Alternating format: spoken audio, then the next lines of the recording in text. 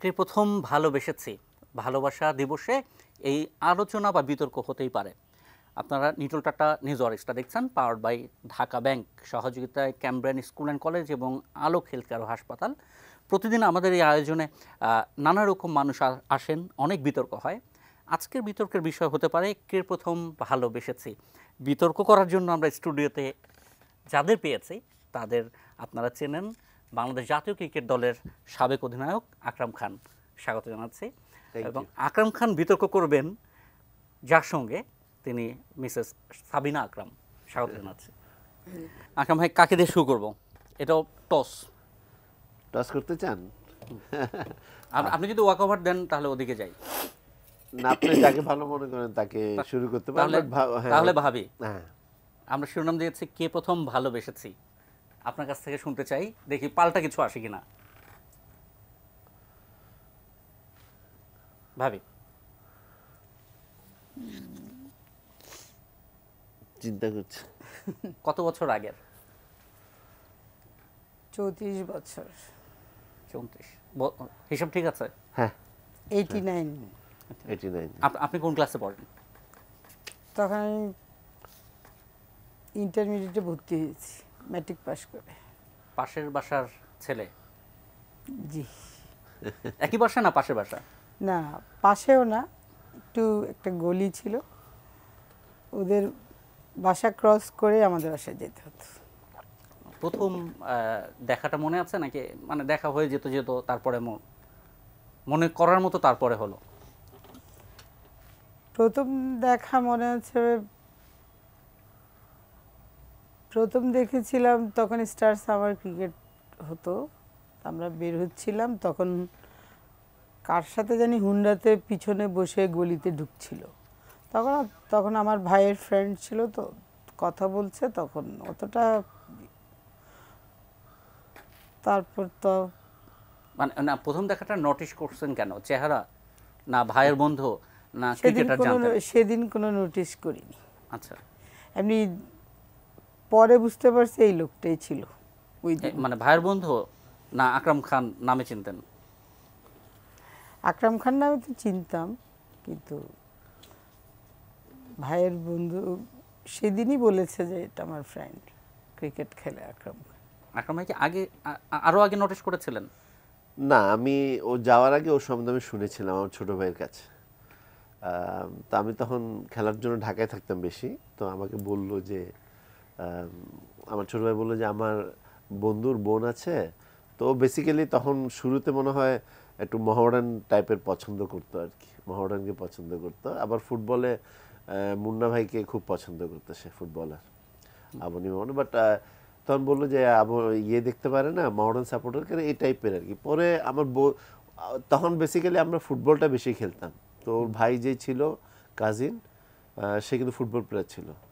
তো তখন দেখলাম যে ও ওখানে আছে, ওর মাধ্যমেই আসলে আমাদের পরিচিত হয়েছে আর কি। বাট শুনেছিলাম কিন্তু আমার ছোট ভাই থেকে যে, মানে মনে রাখার মতো প্রথম দেখা কবে? মনে রাখার মতো নোটিশ করতে পেরেছেন? আচ্ছা, প্রথম দেখা আমি ঈদের দিন, ঈদের আগে ও যখন ওর ভাই ছোট ভাইকে নিয়ে যখন যাচ্ছিল, তখন আমি বাসার সামনে ক্রিকেট প্র্যাকটিস করছিলাম। তো তখন দেখলাম ওকে, প্রথম দেখেছি। তখন নোটিশটা কেন হলো?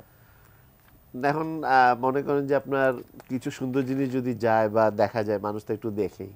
তো আমার কাছে সুন্দর লেগেছিল, আমি দেখেছিলাম। তারপর আমি, ঘটনা আছে, ওর ভাইকে কিন্তু আমি তখন অনেক চেষ্টা করলাম যে ওর সাথে আমাকে। ছোট ভাই না বড় ভাই? ওর বড় ভাই। আচ্ছা, আপনার বন্ধু?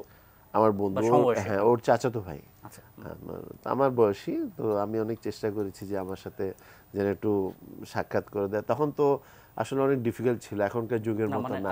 চাচাতো ভাইকে বলতে পেরেছিলেন পরিচয়? হ্যাঁ, ও তো আমার সাথে বন্ধু বলেই বলা সহজ। হ্যাঁ, আমি বলছিলাম যে, তবে শর্ত দিয়ে আমি একটা মানে অফারও করেছিলাম আর কি। শুনতে চাই। হ্যাঁ, অফারটা হলো যে তখন কিন্তু আসলে বিদেশি জিনিস তো পাওয়া যেত না, মানে অনেক ডিফিকাল্ট ছিল। আর চিটাগাংয়ে তো আরও ডিফিকাল্ট ছিল। সো আমি বললাম, তখন ফুটবল প্লেয়ারদের জন্য আপনার ড্রিম ছিল মানে কেটস, না হলে আপনার এডিডাস, পুমা জুতা, এই দুটো ব্র্যান্ডের জুতা। তখন দুইটাই ছিল। ভাবির চাচাতো ভাই ফুটবলার? ফুটবলার। আচ্ছা, হ্যাঁ। তো আমি ওকে বললাম যে তোমাকে আমি খুব ভালো একটা কেস দিব, তুমি আমাকে যদি পরিচয় করে দাও। তখন ও মানে একটু আমাকে আগ্রহটা কেস দেখিয়েছে। দিয়েছিলেন না কেস বাকি দিনে অনেক বছর পর ওকে কেসের পরিবর্তে আমি ওকে একটা মোবাইল দিচ্ছি। আচ্ছা, আপনি কি এই ঘটনা প্রথমে জানতেন না অনেক পরে জেনেছেন? এই যে ঘুষের বিনিময়ে পরিচয়, এটা তো ঘুষই বলবো নাকি? হ্যাঁ হ্যাঁ, ও এটা বলতেই অনেক পারে। পরে জেনেছি। আপনি প্রথম নোটিশ করেছেন কবে, মানে মনে চেহারাটা গেঁথেছে বা মানুষটা গেঁথেছে? চেহারাটা একদিন আমাদের বাসায় এসেছিল হঠাৎ করে। তখন আম্মা ছিল না বাসায়, গ্রামে ছিল। কলিং বেল দিছে, আমি দরজা খুলছি, বলছে আপনি আমাকে গালি দিয়েছেন কেন? আমি কাউকে গালি দেই না, দিইনি। মানে দরজা খুলেই আপনি আমাকে গালি দিয়েছেন কেন? হ্যাঁ, একদম। এটা বোধহয় কৌশল ছিল, তাই তো আকরাম ভাই? হ্যাঁ 100%। আচ্ছা, তারপরে ভাবি? তারপর বলছেন আমার ছোট ভাই বলছে আপনি গালি দিয়েছেন। আমি না, তাহলে আপনার ছোট ভাইকে নিয়ে আসেন। তখন তারপর আমি ভিতরে ডাকছি বসতে, তারপর বসে কিছুক্ষণ পরে চলে গেছি। তার মানে মানে প্রথমে ঘুষ, তারপরে হঠাৎ চমকে দেওয়া, জি। দুটা কৌশল। তারপরের কৌশল কি ছিল? তারপরে আপনার কথাবার্তা তো অনেক হয়েছে, অনেক করেছি আপনার। তারপরে আরেকজনের, মানে আমার যেহেতু মানে আমার যে এরিয়াতে আমি থাকতাম, মানুষ আমাকে খুব পছন্দ করতো। ওটা জাস্ট স্টেডিয়ামের পাশেই, তো আমরা খেলাধুলা করতাম। তখন তো এটা ছাড়ার কোনো অপশনই ছিল না। তো সবার সাথে পরিচয় ছিল। তো ওরা তো আপনার চিটংয়ের ওদের আত্মীয় স্বজন অনেকে আছে। তো ওর একটা মামা ছিল, নাম হলো মুস্তাক মামা। তো সে কিন্তু আমাকে খুব পছন্দ করতো অনেক আগের থেকেই, বিকজ ওরা ওখানে ব্যবসা করতো আর আমরা তো ওখানে থাকতাম কাজের দিতে। তখন ওনার মাধ্যমে উনি আমাকে অনেক হেল্প করেছেন। ওনাকে আমি বললাম, উনি হেল্প করছে কিভাবে, উনি কিন্তু আমাকে মানে আমাকে বলেছে তোমাকে না এতটার সময় জানলাতে দাঁড়াতে বলছে। তাই আমি বলছি, কেন? আচ্ছা, মামা, মুস্তাক মামা আপনার মামা?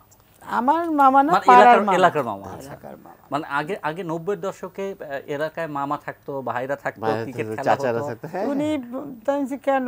তো বলছে জানে তুমি ওখানে ইয়ে করো, তোমাকে একটু জানলার ওখানে দাঁড়াতে বলছে। আর ওকে বলছে যে তোমাকে না আউটার স্টেডিয়ামের ওয়ালের ওইদিকে বসতে বলছে, আনোয়ারের মানে সামনে। আপনার বিশ্বাস হচ্ছে আপনিও বলেননি, আকরাম ভাইও বলেননি, মামা মেড দ্য সেটআপ।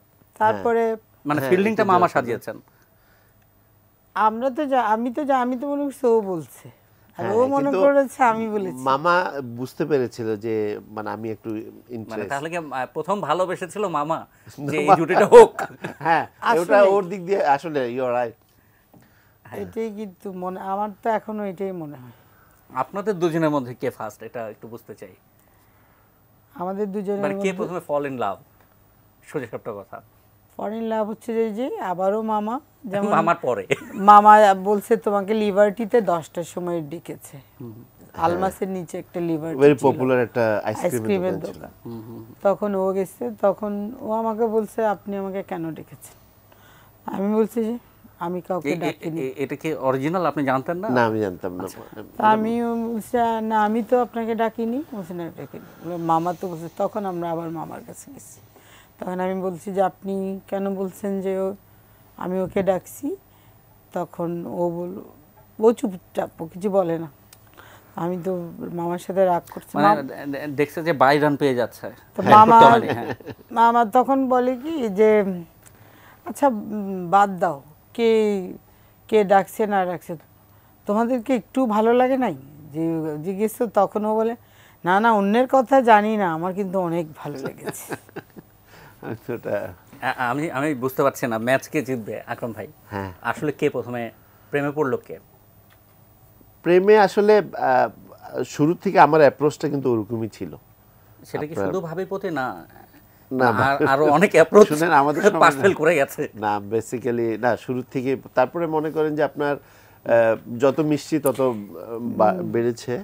তারপরে বলতে পারেন যে এটা আমার দিক থেকেই গেছে আগে। ভাবি আপনি বলতে চাও? কবে মানে প্রেম অনুভব হলো কবে? এরপরে আমরা পরের ধাপে চলে যাব, টস রাউন্ড শেষ হয়ে যাবে এবার। তারপরে একদিন আমার একটা ফ্রেন্ডকে নিয়ে চাইনিজে ডাকছিল, গেলাম, তারপর থেকে শুরু। মনে হলো কিছু একটা হয়ে গেল। তার মানে এই মানে টস আকরাম ভাই জিতলেন। প্রথম আকরাম ভাই বলছেন। আকরাম ভাই একটু বলবেন যে প্রেম করাটা কতটা কঠিন ছিল ওই সময়? পাড়ার ভেতরে মামা সাহায্য করেছে, যোগাযোগ আমি জানি না, ল্যান্ডফোনে কথা, চিঠি, কি হতো? আপনার খুব ভালো একটা প্রশ্ন করেছেন আপনি। আসলে আমার এখন অবাক লাগে যে এখন যে এত সহজে, তখন কিন্তু ঢাকা থেকে আমি যখন ঢাকায় খেলতে আসতাম পার মিনিট কিন্তু 36 টাকা পার মিনিট কিন্তু টেলিফোন ইয়ে ছিল, 36 টাকা পার মিনিট, ঢাকা চট্টগ্রাম। ঢাকা চট্টগ্রাম, হ্যাঁ। তারপরে মনে করেন যে আপনি গেলেও যে যাচ্ছেন, আপনি দেখা পাবেন কিনা, ওর সাথে কথা হবে কিনা, ফোনটা অন্য কেউ ধরবে কিনা, হ্যাঁ, ফোন করাটাও কিন্তু একটু টাফ ছিল, যে মানে ভেরি ডিফিকাল্ট। এখন যেরকম যত সহজ না, বাট তখন কিন্তু মজাও কিন্তু ছিল, অল্পতে আমরা অনেক বেশি খুশি হয়ে যেতাম। যে অনেক এক সময় তো মনে করেন যখন আমি কাজদিতে যখন ওর সাথে পরিচয় হলো, কিছুদিন পর ওরা ওখান থেকে চলে যাওয়ার পর কিন্তু আমি ওকে মানে আপনার নিয়মিত টেস্ট করাটা ডিফিকাল্ট হয়ে গেছিল আমার জন্য। আমি অনেক না, আমাকে খুঁজে পাচ্ছিল না। ও মানে প্রতিবেশী এবং প্রেমিকা হারিয়ে গেছে মানে আমাদের পাড়ার থেকে, বুঝছেন। এখন আমি কাকে বলে যাব যে আমরা বাসা বদলাচ্ছি? তখন তো আর অত মানে ডিফিকাল্ট ছিল। তারপরে তখন মনে হয় কোথাও খেলতে গেছিল বিদেশে, আমি বিদেশে খেলতে গিয়েছিলাম, তারপর আসার পর পাচ্ছি না। আমি তো চিটং গেলাম, তার এইকে খুঁজি ওকে খুঁজি, কেউ কোনোভাবে হঠাৎ দেখলাম যে ওর একটা মামির সাথে আপনার রিক্সায় যাচ্ছে, বুঝছেন, রিক্সায় আপনার যাচ্ছে। তখন তো মনে করেন এত ট্রাফিক হচ্ছিল, তখন আমি পিছু গেলাম। তারপরে সে আপনার একটা পর্যায়ে গিয়ে রিক্সা থামিয়ে আবার ওর বাসার সামনে চলে গেলে তো আবার ওর সমস্যা হবে। তারপর সে এসে আমাকে বলল যে তুমি কোথায়? তো আমি তোমার সাথে পরে কথা হবে, আমি এখন যাচ্ছি, তুমি এসো না। তখন এটা কত সাল? এটা হলো 89-90 হবে, মানে পরের বছর, খুব ইমিডিয়েট পর। না 89-এই, 89 মানে এক বছরও যায়নি। না।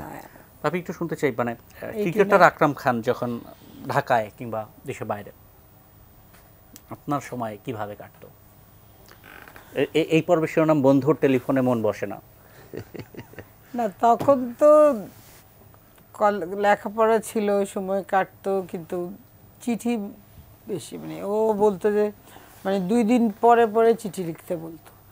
আমি চিঠিটা দিব কিভাবে? আবাহনী ক্লাবে থাকতো তখন, তো ওখানে একটা ওদের পাড়ার একটা ছেলে ছিল, ওর একটা ডেকোরেশনের দোকান ছিল, তার দীপক নাম। আমাকে বলছে তুমি দীপককে দিলে এসে পরিবহনের চিঠিটা পাঠিয়ে দিলে, রাতে দিলে আমি সকালে পেয়ে যাব। আর চিঠিতে যে 10 টাকা লাগতো এটা আমি জানতাম না, বিয়ারিং জানতাম না। আমি চিঠিটা ওকে দিয়ে চলে আসতাম, ও পেয়ে যেত। বিয়ের পরেও আমাকে বলছে যে ও আমার কাছে মানে চিঠির এত টাকা পায়। সপ্তাহে 2টা, মানে সপ্তাহে 2টা, কম টাকা না।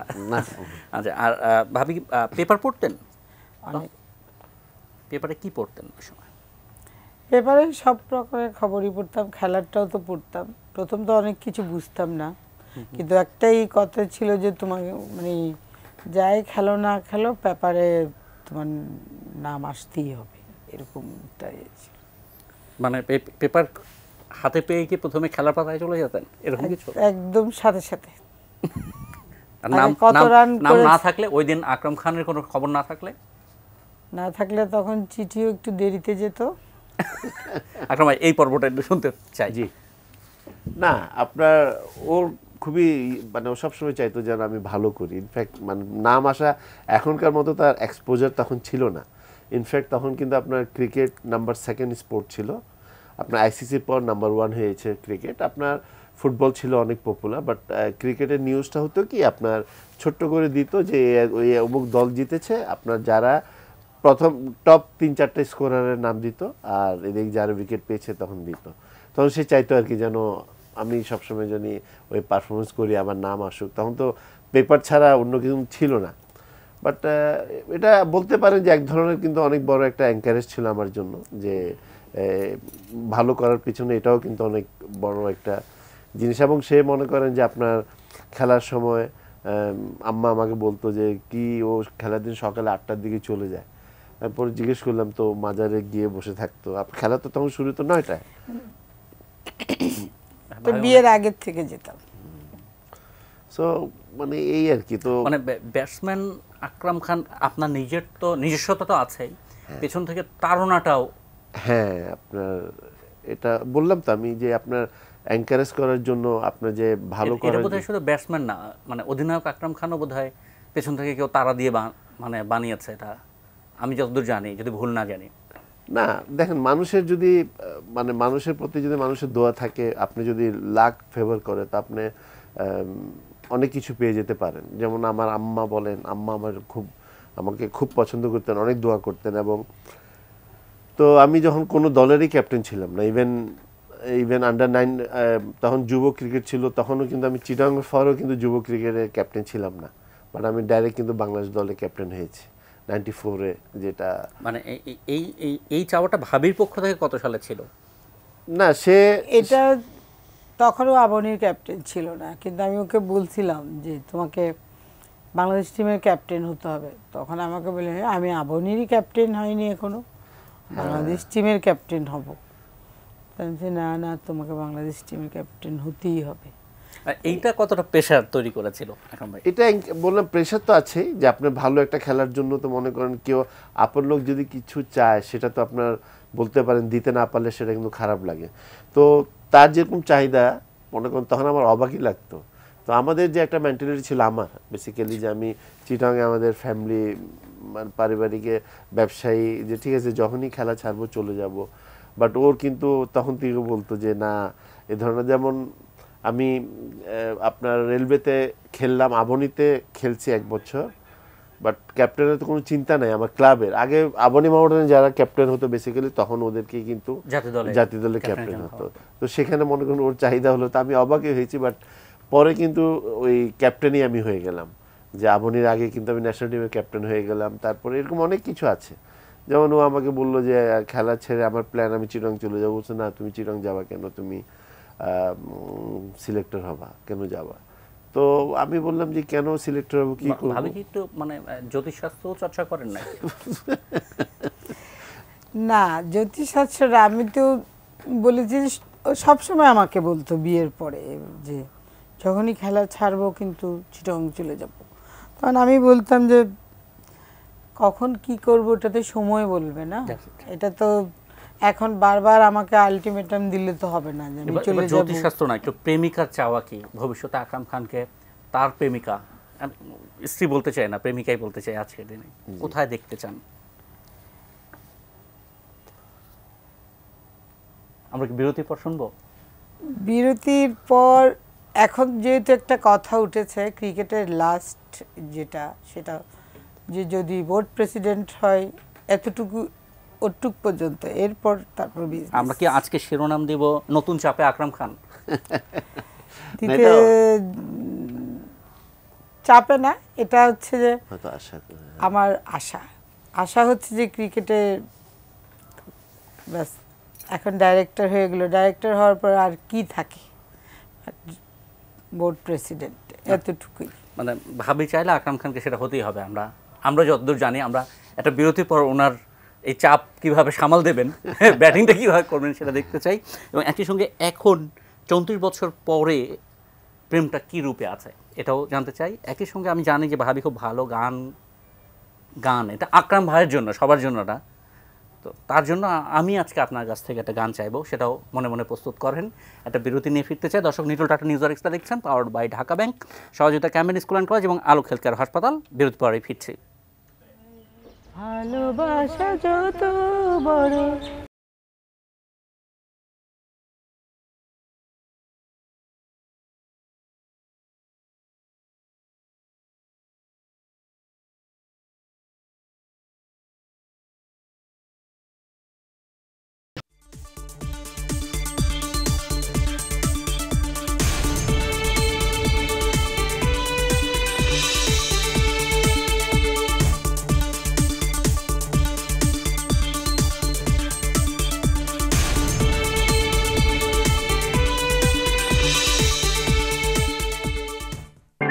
বিশেষ নিটল টাটা নিজর extra powered by Dhaka bank, সহযোগিতা ক্যাম্ব্রেন স্কুল অ্যান্ড কলেজ এবং আলোক হেলথকেয়ার ও হাসপাতাল। কে প্রথম ভালোবেসেছি এই আলোচনায় এবারে ভাবে ভাবি লাল হয়ে যাচ্ছে, ভাবি রকমত আগের চেয়ে বেশি, কারণ প্রথম তো খেলার শুরুর জীবনে তো অত কাছে পাইনি। যখন কাছে পাওয়া শুরু করছি, তো যখন বিশেষ করে সিলেক্টরের সময়ও পাওয়া যেত না অতটা, যখন বোর্ড ডিরেক্টর হলো তখন থেকে মোটামুটি ঢাকায় পাওয়া গেল, আর ট্যুর কমে গেল। আমি একটু শুনতে চাই আকরাম ভাই, প্রেম আসলে কি বাড়ছে না সময় দেওয়াটা বেড়েছে? প্রেম আগে যেটা প্রেম ছিল এখন সেটা দায়িত্ব বলতে পারেন, যে আপনার কেয়ারনেস, যে মানে আগে তো মনে করেন এখন আপনার অনেক পদ, মানে অনেক ওয়ে আছে আপনার প্রকাশ করার। ভ্যালেন্টাইন ডে আছে, আপনার হয়তো কোথাও ডিনার নিয়ে গেলেন বা কোথাও ঘুরতে নিয়ে গেলেন, এগুলাতে হয় কি আপনার ভালোবাসাটা আপনার প্রকাশ হচ্ছে, যে আপনি বুঝাচ্ছেন যে মানে স্কোর হচ্ছে, রাইট। আপনি ক্রিকেট ইয়েতে বলেছেন, বাট আমাদের সময় তো তখন ছিল কিন্তু এই যে দায়িত্ব, যেটা মনে করেন যে আপনার কি করছে আমার জন্য, মানে আপনার রেসপন্সিবিলিটি নিয়ে, তো সেই জিনিসগুলাই বোঝা যেত যে ভালোবাসা আসলে ওটাই আমরা তখন বুঝতাম, যে কেয়ার করছে, ভালোবাসছে। তারপরে যখন সুযোগ পেয়েছি হয়তো বা অনেক জায়গায় গিয়েছি, বাট এখন সময় আছে, মনে করেন যে আপনার সময় দিই। তারপরে মনে করেন যে আগের মতো যখন খেলা ছিল তখন ম্যাক্সিমাম ও আপনার, তখন মোবাইলও অত অ্যাভেলেবেল ছিল না, আপনার হোয়াটসঅ্যাপও ছিল না, তো হয়তো বা ফোন করলেও একটু লিমিটেড টাইমের জন্য ফোন করতাম, টাকা পয়সারও ব্যাপার ছিল। সো এখন মনে করেন অনেক কিছু ইজি হয়ে গেছে, এবং সময় দিয়ে এখন মনে করেন যে আপনার একটা রুটিন আছে, যে আমি অফিস থেকে এসে ঝগড়া হলে রাগ কিভাবে ভাঙান, কৌশল কি? আমাকে ভাঙাতে হয়, কারণ ও তো 90% রাগটা কিন্তু আমি ভাঙাই।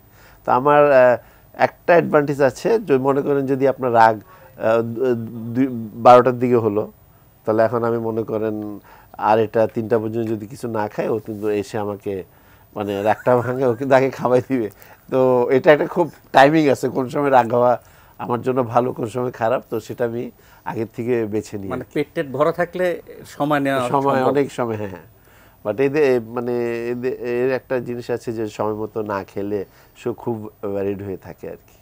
ভাবে একটু শুনতে চাই, রাগ তাহলে সবটাই আপনি হন না? বেশি আমি হই। মানে রাগ করতে ভালো লাগে, মানে যে রাগ করলে একটু রাগ ভাঙাবে, এটার জন্যই কি রাগ করেন, না রাগ হয়ে যায়? না না না, আমি নিজে আমার রাগ আমি হয়ে যে যে কোনো কারণে কিছু একটা জন্য আমি সব কিছু চাই যে ঠিকঠাক হোক, এটা এরকম হোক। হয়তো না খেলে কষ্ট পান কেন? এটা অনেক আগের থেকে এই দুর্বলতার সুযোগ নিচ্ছে, যে এটা দিয়ে 4 ছক্কা মারতেছে, এটা 29 বছর ধরে সুযোগ নিচ্ছে। কিন্তু আচ্ছা, আপনি তো কিছু এম্পায়ার আছে আপনার ফেভার করে, আপনি তো দেখি আমার বোধ দিকে ফেভার করছেন আপনি। আপনি আমাকে আর আপনাকে ফেভার করার জন্য লোক বসে আছে তো। আচ্ছা আচ্ছা আচ্ছা, ভাবিকে তো আমি ফেভার করবো।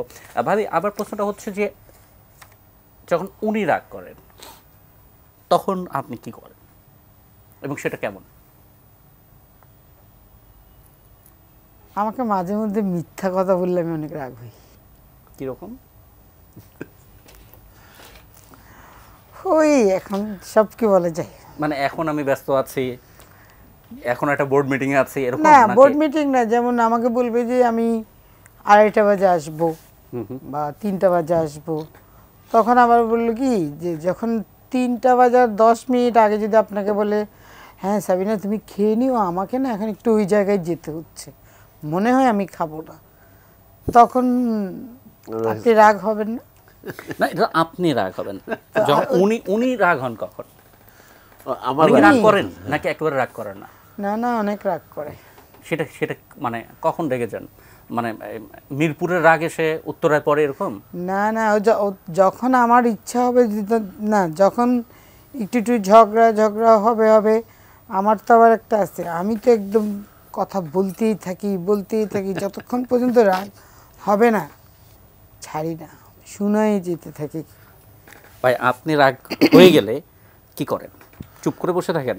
না, চুপ করে বসে থাকি না, এই রাগ হওয়ার সময় অনেক কথা বলে দিই, যে আপনার যেগুলো বলা উচিত না ওই ধরনের কথাবার্তা বলি, আবার 5-7 মিনিট পর আবার নর্মাল হয়ে গিয়ে আবার ওই মানে পরে রাগ আপনাকে ভাঙাতে হয়, যাই হোক। পরে গিয়ে হ্যাঁ মানে আমি মানে রাগ করার জিনিসটা আমি পছন্দ করি না, করতেও এবং রাগ হইতেও চাই না, বাট যখন রাগ হয়ে যায় তখন জিনিসটা আমি কথা না বলে থেকেছেন দীর্ঘ সময় এই 34 বছরে, মানে রাগ করে? ম্যাক্সিমাম আমার মনে হয় যে আমার মনে আছে আমি একদিন হয়তো একবার মনে আছে যে চিরাং থেকে ঢাকা আসতেছি বাই রোডে গাড়ি আমি চালাচ্ছিলাম, তো ওদিন আমি কোনো কথাই বলিনি, তখন কিন্তু গাড়িতে আমার আম্মু ছিলেন, তখন আমি ভাবি মনে হয় ওটা ভেবে এখন রেগে গেছে। ভাবি কি মানে কতক্ষণ কথা না বলে থাকতে পারবেন আপনি তার সঙ্গে?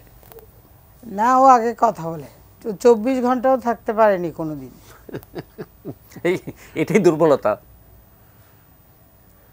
আচ্ছা, আমরা কি গান শুনবো আপনার কাছ থেকে? গানটা আমরা বিরতির পর শুনবো, একটু শুনে গান নেই। তো পারে এখন আর গান, মানে এটা আমার জন্য না, দর্শকদের জন্য না, এটা আপনার আমাদের এখনকার ছেলেমেয়েরা বলে বয়ফ্রেন্ডের জন্য।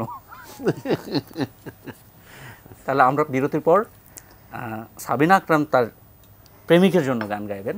কি গান সেটা বিরতির পরে শুনি। নিটল টাটা নিউজ আর এক্সট্রা দেখছেন, পাওয়ার্ড বাই ঢাকা ব্যাংক, সহযোগিতা ক্যাম্ব্রিজ স্কুল অ্যান্ড কলেজ এবং আলোক হেলথ কেয়ার হাসপাতাল। বিরতির পর ফিরছি।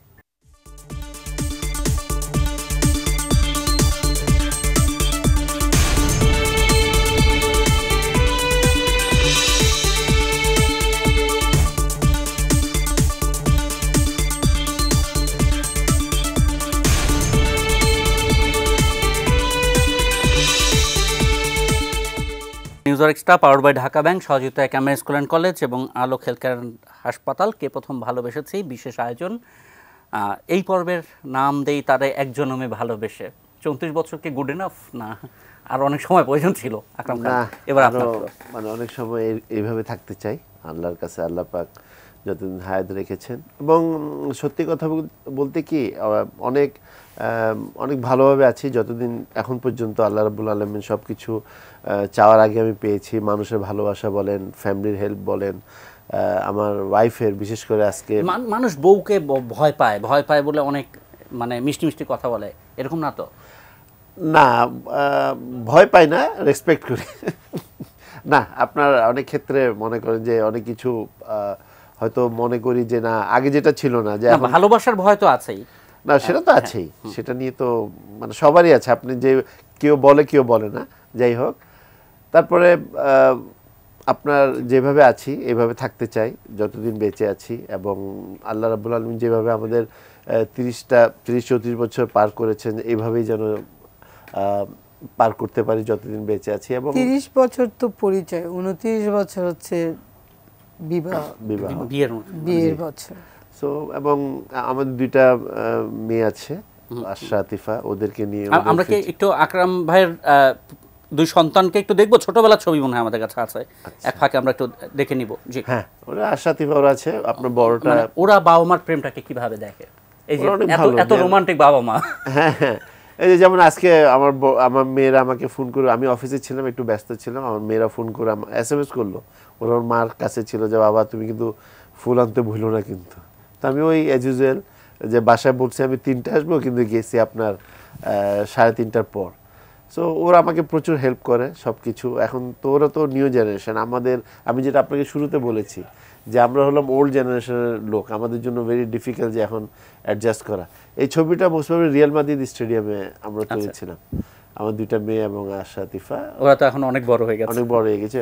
বড়টা গ্রাজুয়েশন করেছে, ছোটটা অলমোস্ট কাছাকাছি। তো আপনার জন্য শুভকামনা। মানে আপনার ইনিংস ডিক্লেয়ার করতে হবে এখন, কারণ এবার ফ্লোর ভাবির এবং শেষ ফ্লোর ভাবির শেষ কথা শুনবো, এবং কথা কিছু বলে গানে গানে বাকিটা। ITN নিউজকে অনেক ধন্যবাদ আমাদেরকে এখানে ডাকার জন্য, আপনাকে অনেক ধন্যবাদ। আচ্ছা, যে গান গাইবো, গানটা আসলে ওর একটা ফ্রেন্ড আসিফ ইকবাল, উনি প্রিয়তমা ছবির জন্য লিখেছিল।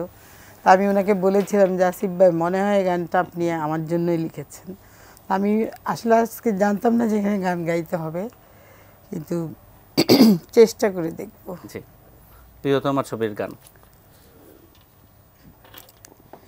চিরদিন পাশে থেকো সুখে দুঃখে জড়িয়ে, অভিমানে আবদারে মায়া দিও ছড়িয়ে। তুমি তুমি তুমি শুধু তোমারই উপমা, তোমাকে জানিয়ে দিলাম ও প্রিয়তমা, তোমাকে জানিয়ে দিলাম ও প্রিয়তমা, ও প্রিয়তমা তুমি প্রিয়তমা। এই প্রেম আরও অনেক বছর পরে অন্য এক ভালোবাসা দিবসে আবার আমরা রিভিউ করব, সেই অপেক্ষায় থাকলাম। কিকিতীয় ভাষায় বললাম, কে প্রথম ভালোবেসেছে উত্তর পেলাম। দুজনকে ধন্যবাদ সময় দেওয়ার জন্য। জি, আপনাকেও ধন্যবাদ। দর্শক, নিটল টাটা নিউজ আর এক্সট্রা দেখছিলেন, পাওয়ার্ড বাই ঢাকা ব্যাংক, সহযোগিতায় ক্যাম্ব্রিজ স্কুল অ্যান্ড কলেজ এবং আলোক হেলথ কেয়ার অ্যান্ড হাসপাতাল। আজকের বিশেষ আয়োজন ছিল কে প্রথম ভালোবেসেছে, আকরাম খান দম্পতি। তাদের ভালোবাসা আরও বছর বছর, হাজার বছর টিকে থাকুক এই প্রত্যাশা নিয়ে শেষ করছি। ভালো থাকবেন।